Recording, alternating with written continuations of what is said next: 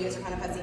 All right, I'm Melissa. I'm Jake. This is Mission City Swing week 4, and here is what fundamentals, and here's what we learned today. Cool. So starting off, we talked about how we hold our feet. Thus far, we've always been kind of square. And so the way that we actually hold our feet in this dance, leaders, our right foot's back, and the left foot is forward. Followers are the opposite.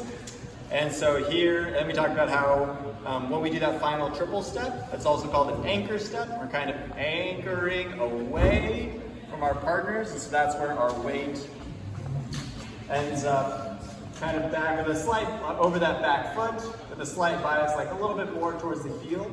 That adds like all on the surface of trying to build that stretch in the connection.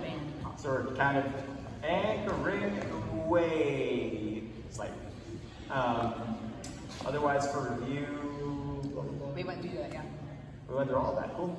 And then what we learned for the, well, actually some little points for the sugar push that were relevant for leaders on the leader side. We don't want to be up here, as a reminder, right? It's kind of just like we're very casual, like, hey, want to do a sugar push? Oh yeah. And those elbows go behind me. And we're just softly kind of catching and redirecting, like we're catching an egg and sending it back. Cool. Then we learned a whip. Overall, altogether, it is 1, 2, 3, and 4, 5, 6, 7, and 8. Or to be able to do this, we had to learn about frame. We want to carry ourselves like the frame of a kite.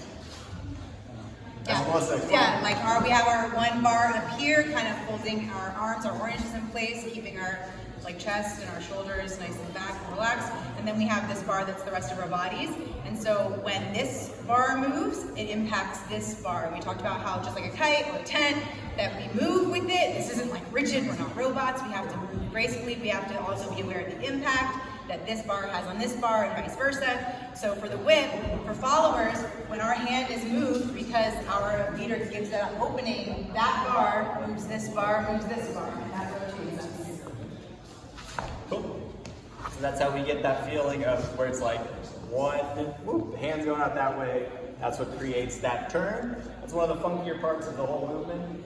Otherwise, leaders, our footwork for this is 1, 2, 3, and 4. We're stepping across and kind of at a backwards angle. 4, 5, match on this rail of the slide. 6, 7, and 8. All the way through, it's walk, walk, triple step, walk, walk, triple step. And for followers, it's always easier with the leader on the other end, but I guess let me show without you.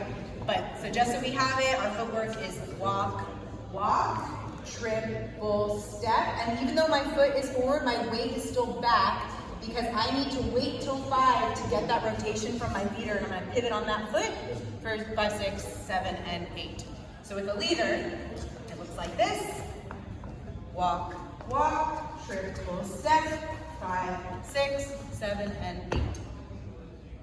Cool, and then one kind of finer point that we talked about, like really it's on both sides here, but at least from the leader's perspective, we're connected through the left hand as we go 1, hands up there, 3 and 4, as we kind of hit into 3 and 4, the connection shifts to the right hand, and then 5, around 6-ish, it goes back to the left hand, 7 and 8, so it's left, right hand, and then back to the left hand. Great job!